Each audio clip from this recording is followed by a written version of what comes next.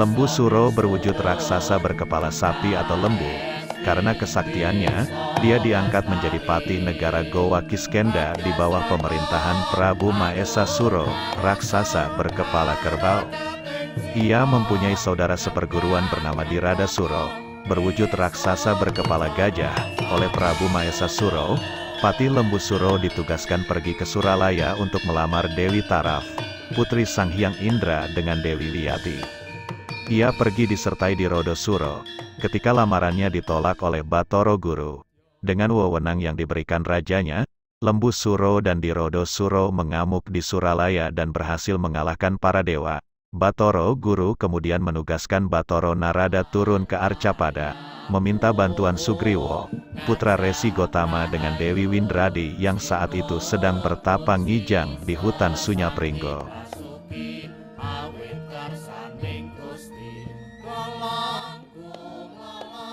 Dikisahkan di Istana Jonggring Salaka, Kahyangan Suralaya.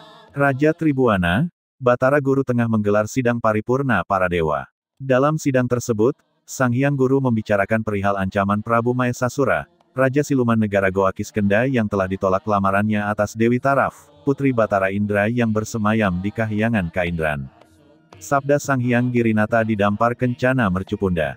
Batara, Dewata, Jawata Sangsanga. Bersiaplah kalian untuk menghadapi kemungkinan ancaman Maesasura yang akan membuat kerusuhan di Kadewatan Suralaya, karena lamarannya terhadap Dewi Taraf telah ditolak. Kepada Indra, aku tugaskan memegang tanggung jawab memimpin pasukan Kadewatan dalam menghadapi kekuatan bala tentara Siluman Goa Kiskenda yang akan membuat kerusuhan, mengganggu ketentraman Suralaya. Petik 2. Para dewa segera melaksanakan perintah Raja Tribuana. Mereka lalu mempersiapkan diri menyongsong Raja Duramaka yang berniat buruk terhadap ketentraman Kadewatan.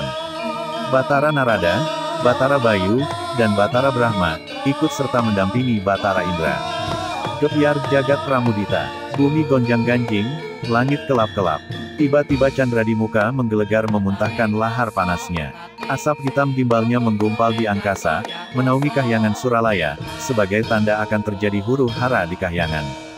Tidak lama setelah kawah Candra di muka bergolak memuntahkan laharnya disertai asap hitam dan suara yang menggetarkan, dari arah gerbang Selamat Tangkep, dua Duruwiksa penjaga gerbang Kadewatan, Cingkarabala dan Balaupata berlarian menuju alun-alun Kahyangan Suralaya. Keduanya melaporkan kepada Batara Narada bahwa bala tentara Siluman Goa Kiskenda telah terlihat sedang bergerak menuju Kahyangan Suralaya. Batara Narada dan Batara Indra memberi perintah kepada pasukan Kadewatan agar secepatnya menghadang pasukan Goa Kiskenda di lereng Gunung Mahameru. Batara Indra menghindari pertempuran di dalam lingkungan Kahyangan, karena dikhawatirkan akan merusak tatanan Suralaya. Pasukan Kadewatan yang dipimpin Batara Indra segera melesat terbang menyambut kedatangan musuh. Pasukan Siluman Goa Kiskenda yang telengas dan beringas terus merangsak menggempur pasukan Kadewatan bersama Mahapati Lembu Sura. Walau pasukan Kadewatan melepas pusaka-pusaka dan daya-daya kesaktian, namun Lembu Suro yang mengamuk membabi buta membuat pasukan Kadewatan terdesak. Sementara itu Lembu Suro yang sedang menghadapi kesaktian Brahma beberapa kali dihantam dengan Aji Banaspati. Batara Bayu tidak tinggal diam, ia membantu Brahma dengan Aji Bayu Bajra. Api dan angin saling menggulung melabrak Lembu Sura. Mahapati Goa Kiskenda itu ditangkap dan digelandang oleh Batara Bayu dan Brahma, kemudian Lembu Suro ditusuk dengan pacanaka hingga tubuhnya robek. Pada saat bersamaan dari atas angkasa, Prabu Maesuro yang telah meninggalkan Kahyangan melihat Lembu Suro sedang digelandang para dewa. Prabu Maesasuro dan Jatasuro menukik menerjang Batara Bayu dan Batara Brahma. Kedua dewa itu dihantam dengan pusaka gada, lalu dari mulut Prabu Maesasuro keluar kobaran api yang sangat besar, menandingi api Brahma. Para dewa tersurut mundur menghindari ancaman Maesasuro. Lembu Suro yang telah terkapar kemudian disentuh oleh Maesasuro, seketika Mahapati Goa Kiskenda sembuh dari kematiannya. Prabu Maesasuro kemudian memberi isyarat kepada Lembu Suro untuk menarik pasukan kembali ke Goa Kiskenda. Batara Indra dengan erawatannya baru sampai ketika Prabu Maesasura bersama pasukannya telah pergi meninggalkan medan perang. Batara Indra berniat mengejar pasukan Kiskenda tetapi Batara Narada mencegah. Batara Narada menyarankan agar Indra menarik pasukannya kembali ke Suralaya dan melaporkan peristiwa tersebut kepada Raja Tribuana. Batara Narada memanggil Hyang Baruna, Ia meminta tolong untuk menyembuhkan dan menghidupkan kembali para dewa yang pingsan dan Palastra dengan Tirta Kamandalu.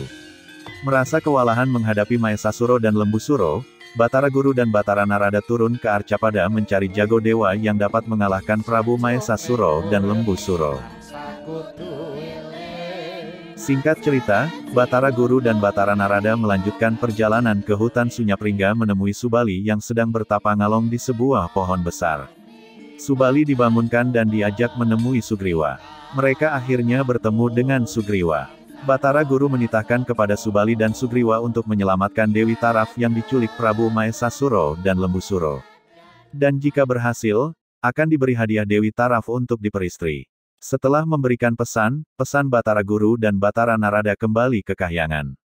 Tak berlama-lama, segeralah mereka menuju ke Goa Kiskenda. Sesampainya di Goa Kiskenda mereka dihadang pasukan Kiskenda. Setelah melalui pertempuran sengit akhirnya mereka dapat mengalahkan para pasukan Goa Kiskenda dan berhasil membebaskan Dewi Taraf. Demi keselamatan Dewi Taraf, Subali memberi tugas pada Sugriwa untuk membawanya keluar dari Goa terlebih dahulu sementara Subali akan menghadapi Mahesasura dan Lembusura.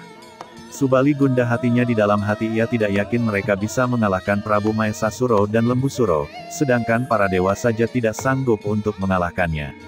Subali berpesan kepada Sugriwa menunggu di depan pintu goa saja. Sedangkan Subali sendiri yang akan melawan Prabu Mahesasura dan Lembusura. Apabila nanti ada darah merah yang mengalir ke pintu goa, berarti Subali dapat mengalahkan Mahesasura dan Lembusura. Dan apabila ada darah putih yang mengalir ke pintu goa, adalah pertanda Subali mati dan diminta Sugriwa menutup pintu goa. Sugriwa menangis mendengar pesan kakaknya namun Sugriwa siap melaksanakan perintahnya. Seperti kita ketahui Subali berdarah putih di samping Begawan Bagaspati dan Prabu Puntadewa. Mendengar kegaduhan yang terjadi Prabu Mahesasura dan Lembusura keluar dari istana. Mereka mendapati Dewi Taraf sudah hilang dan hanya ada seorang manusia kera yang ada di hadapannya, ya Subali. Kontan meledaklah amarah Mahesasura dan Lembusura. Tanpa basa-basi mereka langsung mengeroyok Subali. Kali ini lawan Subali sangat tangguh, berkali-kali Prabu Mahesasura tewas, kemudian dilompati Lembusura, Prabu Mahesasura hidup kembali demikian pula sebaliknya. Dengan sisa tenaga yang ada Subali segera membenturkan kedua kepala musuhnya sehingga hancur berkeping-keping. Darah Prabu Mahesasura dan Lembusura mengalir ke sepanjang goa. Sugriwa yang waktu itu termangu menunggu kakaknya terkejut melihat darah merah dan darah putih mengalir bersama-sama ke pintu goa. Sugriwa menangisi kematian kakaknya. Sugriwa berpikir bahwa kakaknya, Subali tewas, setelah berhasil mengalahkan Mahesasura dan Lembusura, terbukti ada darah merah yang mengalir bersama darah putih kakaknya. Sesuai pesan kakaknya Sugriwa menutup pintu goa dengan batu-batuan. Sugriwa pergi ke Kahyangan untuk menyerahkan Dewi Taraf dan melaporkan kejadian yang telah terjadi di Goa Kiskenda. Di Kahyangan, Sugriwa diterima Batara Guru. Menurut Batara Guru akan menganugerahkan Dewi Taraf kepada Sugriwa untuk menjadi istrinya. Dengan berat hati Sugriwa menerimanya, karena ia merasa yang lebih berhak adalah Subali. Sugriwa bersama Dewi Taraf kemudian meninggalkan Kahyangan menuju Goa Kiskenda.